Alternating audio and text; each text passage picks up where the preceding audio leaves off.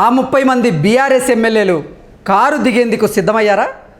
కేసీఆర్కు అసదుద్దీన్ ఓవైసీ హ్యాండ్ ఇచ్చేందుకు సిద్ధమయ్యారా?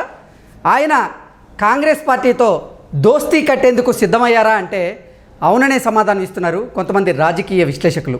ఇక ఇదే అంశానికి సంబంధించి మనతో మాట్లాడేందుకు ప్రముఖ సీనియర్ జర్నలిస్ట్, ప్రముఖ రాజకీయ విశ్లేషకులు సిఎస్ రావు గారు మనతో ఉన్నారు. ఆయనతో మాట్లాడదాం.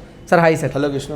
సార్, ఆ 30 మంది బీఆర్ఎస్ ఎమ్మెల్యేలు కారు దిగేందుకు సిద్ధమయ్యారని, అలాగే కేసీఆర్కు పాత మిత్రుడిగా ఉన్నటువంటి అసదుద్దీన్ ఓవైసీ కూడా కేసీఆర్కు హ్యాండ్ ఇచ్చేందుకు సిద్ధమయ్యారని, అలాగే కాంగ్రెస్కు దగ్గరవుతున్నారంటూ కూడా ఒక వార్త ఇప్పుడు సోషల్ మీడియాలో చక్కర్లు కొడుతూ ఉంది.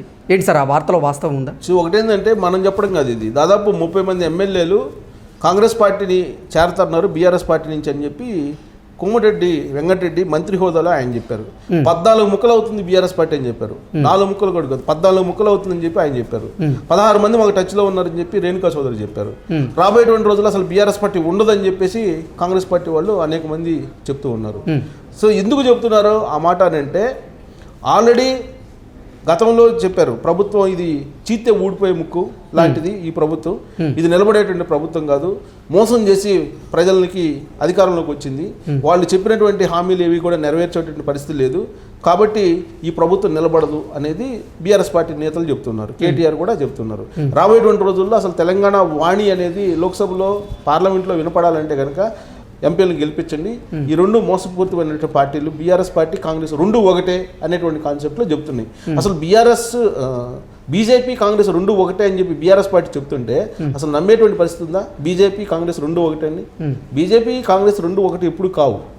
దేశవ్యాప్తంగా జాతీయ స్థాయిలో రెండు విభిన్నమైనటువంటి ధృవాలు, రెండు విభిన్నమైనటువంటి భావజాలంతో ఉన్న పార్టీలు, ఆ రెండు ఒకటేను బీజేపీ కాంగ్రెస్ అని చెప్పి బీఆర్ఎస్ పార్టీ చెప్తుంది. అది నమ్మశక్యం కాదు, నమ్మించేటువంటి ప్రయత్నం చేస్తున్నారు బీఆర్ఎస్ పార్టీ. కానీ బీఆర్ఎస్ పార్టీ బీజేపీ రెండు ఒకటేనని చెప్పి కాంగ్రెస్ పార్టీ చెప్తుంది. ప్రజలు కూడా నమ్మారు, దాని ఫలితాలు కూడా మనం చూస్తున్నాం. ఇలాంటి పరిస్థితుల్లో బీఆర్ఎస్ పార్టీ నుంచి ఎమ్మెల్యేలు అసలు నిలబడరా అని అంటే, ఆల్రెడీ టచ్లో ఉన్నటువంటి ఎమ్మెల్యేలే ఎక్కువగా ఉన్నారు. 10-12 మంది ఉన్నారని తెలుసు. మరి ప్రముఖ ఆస్ట్రాలజర్ వేణుస్వామి ఆయన చేస్తున్నటువంటి కమెంట్స్ కొంచెం విరుద్ధంగా ఉన్నాయి సార్. అసలు రేవంత్ రెడ్డి సీఎం పదవిలో ఎక్కువ రోజులు కొనసాగలేరు, ఆయనకి పదవీ గండం ఉంది అంటూ కూడా ఆయన జోష్యం చెప్పారు ఈ మధ్య కాలంలో. వేణుస్వామి గురించి నేను మాట్లాడదలుచుకోలేదు. వేణుస్వామి ఆల్రెడీ ఏం చెప్తున్నారు అనేది ప్రజలందరికీ తెలుసు. ఈ మధ్యకాలంలో ఏ విధంగా ఆయన ప్రజల నుంచి వ్యతిరేకత ఎదుర్కొన్నారు, నెటిజన్లు ఏ విధంగా ఆడుకున్నారు ఆయన్ని మనం చూసాం. వేణుస్వామికి ఏది గుర్తొస్తే అది చెప్తుంటారు. ఆ వేణుస్వామి చెప్పేదాన్ని మనం బెంచ్ మార్క్ తీసుకుని విశ్లేషణ అయితే చేసుకోలేము. కాకపోతే జరుగుతున్నటువంటి పరిణామాలను బట్టి అయితే మనం విశ్లేషణ చేసుకోవచ్చు. ఇప్పుడు లండన్ వెళ్ళారు, దావోస్ వెళ్ళారు ఎవరు?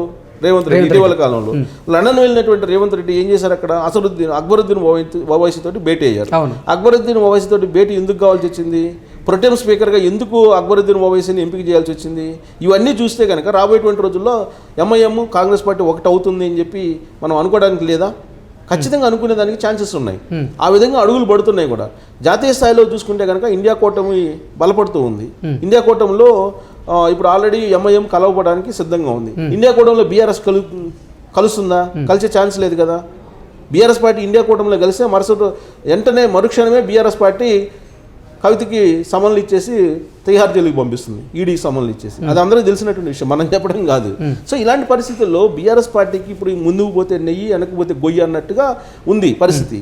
ఇలాంటి పరిస్థితుల్లో ఎంఐఎం కూడా బీఆర్ఎస్ పార్టీని వదులుకునేటువంటి పరిస్థితి ఏర్పడింది. ఎందుకు వదులుకునే పరిస్థితి ఏర్పడింది అంటే, ఈ రీసెంట్గా జరిగినటువంటి అసెంబ్లీ ఎన్నికల్లో చూస్తే కనుక అది 7 స్థానాలు ఫిక్స్, అసెంబ్లీ స్థానాలు. దేనికి? ఎంఐఎం పార్టీకి.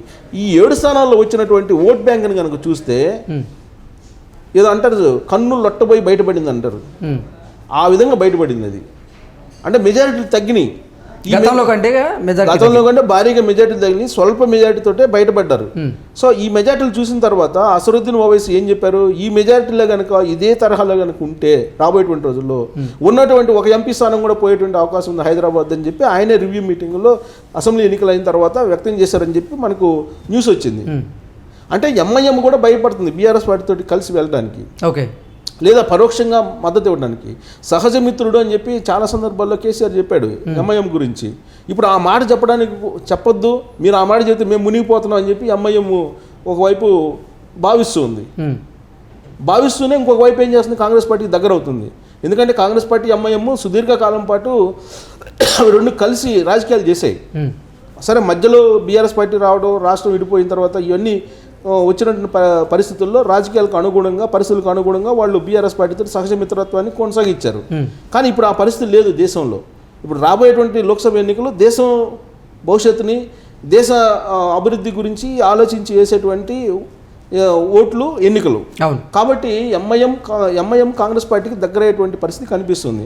ఇంకొకవైపు మణిపూర్ అల్లర్లు చూస్తున్నాం, ఇంకొకవైపు భారత్ న్యాయ యాత్ర చేస్తున్నారు రాహుల్ గాంధీ.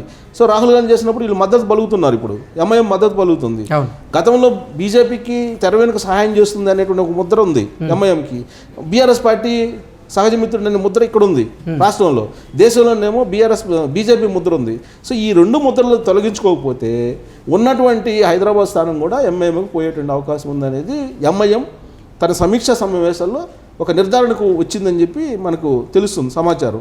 సో వీటి రెండింటిని దూరంగా పెట్టాలంటే కనుక ఒకటే ఒక మార్గం ఏంటి, కాంగ్రెస్ పార్టీలో పొత్తు పెట్టుకోవడం, కాంగ్రెస్ పార్టీతో కలిసి నడవడం. ఆ విధంగా నడవకపోతే కనుక నష్టపోయేటువంటి అవకాశం ఉంది.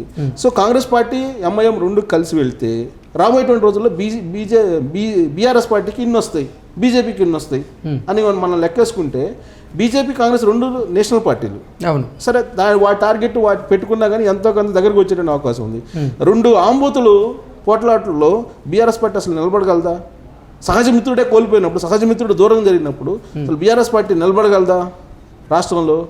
సో ఇలాంటి పరిస్థితుల్లో అసలు బీఆర్ఎస్ పార్టీ నుంచి రాష్ట్రంలోనే బలహీనపడే అవకాశం ఉంది. 30 మంది ఎమ్మెల్యేలు నాకు టచ్లో ఉన్నారని చెప్పేసి కోమటిరెడ్డి వెంకటరెడ్డి చెప్తుంటే ఇమీడియట్గా అసలు 39 మంది ఎమ్మెల్యేలు ఇప్పుడు ఉన్నారు, వాళ్ళలో 30 మంది టచ్లో ఉన్నారని అంటే ఎంతమంది పోతారో తెలియనటువంటి పరిస్థితి. ఒకవేళ నిజంగా 30 మంది బీఆర్ఎస్ ఎమ్మెల్యేలు కనుక పార్టీ మారితే పరిస్థితి ఏంటి సార్? బీఆర్ఎస్ పరిస్థితి అంటే ఏముంది, ప్రతిపక్ష హోదా కోల్పోతారు ఇమీడియట్గా. కేసీఆర్కి ఇప్పుడు ఉన్నటువంటి సెక్యూరిటీ కూడా తగ్గుతుంది. బీఆర్ఎస్ పార్టీ దుకాణం ఆల్మోస్ట్ బంద్ చేసేసి బీజేపీతో కలిసి వెళ్ళే అవకాశం ఉంది. ఎందుకు చెబుతున్నానంటే ఈ మాట, ఇది అతిశయోక్తి కాదు. ఆల్రెడీ బీజేపీ కీలక అశ్విన్ అనుకుంటా, బీజేపీ కీలకంగా ఉండే కేంద్ర మంత్రి, బీజేపీకి సంబంధించిన మంత్రి ఇటీవల కాలంలో ఒక మాట చెప్పారు. అసెంబ్లీ ఎన్నికల ముందే చెప్పాడు ఆయన. ఏం చెప్పారంటే కేటీఆర్ లాంటి అత్యుత్తమైనటువంటి సమర్థత కలిగినటువంటి వాక్చాతుర్యం కలిగినటువంటి లీడరు రాష్ట్ర పరిధిలో ఉండకూడదు, ఆయన ఎంపీగా అయ్యి పార్లమెంట్లో అడుగు పెడితే బాగుంటుంది, దేశానికి ఉపయోగపడుతుంది అతని టాలెంట్, రాష్ట్రానికి కాదు అని చెప్పి అన్నారు. అంటే దాంట్లో అర్థం ఏంటి, బీఆర్ఎస్ పార్టీ రాష్ట్రంలో అయిపోయింది, బీజేపీలో కలిసి బీజేపీ తరఫున పోటీ చేసి పార్లమెంట్కి రండి అని చెప్పి పరోక్షంగా అసెంబ్లీ ఎన్నికల ముందే చెప్పారు. ఓకే, మరి పార్లమెంట్ ఎన్నికల తర్వాత కేసీఆర్ గారు కాంగ్రెస్ నుంచి కొంతమంది ఎమ్మెల్యేలు లాక్కునే ప్రయత్నం చేస్తున్నారు, ఆ దిశగా కొన్ని వ్యూహాలు కూడా రచిస్తున్నారంటూ కూడా కొంత వార్తలు వినపడతా ఉన్నాయి. ఉండేటువంటి పరిస్థితుల్లో బీఆర్ఎస్ పార్టీకి ఎవరు వెళ్ళరు, వీళ్ళ ఛాన్సే లేదు. ఎందుకు లేదనంటే పైన ఒకవేళ బీజేపీ వస్తుంది అనుకుందాం, కొద్దిసేపు బీజేపీ వచ్చినా కానీ బీజేపీలోకి వెళ్ళేటువంటి ప్రయత్నం చేస్తారు తప్పితే బీఆర్ఎస్ పార్టీలోకి ఎందుకు వెళ్తారు? బీఆర్ఎస్ పార్టీలోకి వెళ్ళరు. ఓకే, ఇప్పుడు బీఆర్ఎస్ పార్టీ బీజేపీకి 8 మంది ఎమ్మెల్యేలు ఉన్నప్పటికీ కూడా మిగతా వాళ్ళందరినీ తీసుకొని వాళ్ళేదో ఏకనాథ్ షిండే ఈక్వేషన్ ఏదో తీసుకురావచ్చాము కానీ అసలు బీఆర్ఎస్ పార్టీకి అసలు ఛాన్స్ ఎక్కడ ఉంది? అంటే బీఆర్ఎస్ పార్టీ మనుగడ ఇంకా ప్రశ్నార్థకమేనా? అంటే అంతే, మనుగడ ప్రశ్నార్థకం. అందుకే వైష్ణవ్ అనుకుంటా చెప్పింది మంత్రి, కేంద్ర మంత్రి చాలా క్లియర్గా చెప్పాడు, అసెంబ్లీ ఎన్నికల ముందే చెప్పాడు అతను, కేటీఆర్ రాష్ట్రంలో దేశానికి వచ్చేసేయండి అని చెప్పి. అంటే దాని అర్థమైంది, రాబోయేటువంటి రోజుల్లో బీఆర్ఎస్ పార్టీ బీజేపీ పొత్తా అలయన్సా ఏదైనా కుదిరితే కనుక ఆయన ఎంపీగా పోటీ చేసి అక్కడ తీసుకెళ్తాము, అక్కడ తీసుకెళ్ళిన పరిస్థితి ఉంది, రాష్ట్రంలో వీళ్ళ టాలెంట్ అవసరం లేదనేటువంటి యాంగిల్లో ఆయన మాట్లాడారు. ఓకే, సో ఇప్పుడున్నటువంటి పరిస్థితుల్లో 38 మంది ఎమ్మెల్యేలు ఉన్నారు. ఈ 30 మంది ఎమ్మెల్యేల్లో దాదాపు 10 మంది ఇప్పటికే బీఆర్ఎస్ పార్టీ కార్యక్రమాలకు దూరంగా ఉంటున్నారు, మిగతా వాళ్ళు ఇంకా బయటపడలేదు. రేపు లోక్సభ ఎన్నికల తర్వాత అసలు సీన్ ఏందనేది బయటపడుతుంది. ఇప్పుడు కాంగ్రెస్ పార్టీ వాళ్ళు చెబుతున్న దాని ప్రకారం 30 మంది ఉన్నారు, 14 ముక్కలు అవుతుంది బీఆర్ఎస్ పార్టీ అని చెప్తున్నారు. కోమటిరెడ్డి వెంకటరెడ్డి, నేను చెప్పడం కాదు, కోమటిరెడ్డి వెంకటరెడ్డి చెప్తున్నారు. సో ఇలాంటి పరిస్థితుల్లో బీఆర్ఎస్ పార్టీ మరి ఆ 30 మందిని కోల్పోయి 9 మంది మిగులుతారా, లేదా కొంతమంది అయితే విచిత్రంగా చెప్తున్నారు 4 మిగులుతారని. ఓకే, ఆ కుటుంబ సభ్యులు మాత్రమే మిగులుతారని కూడా చెబుతున్నారు.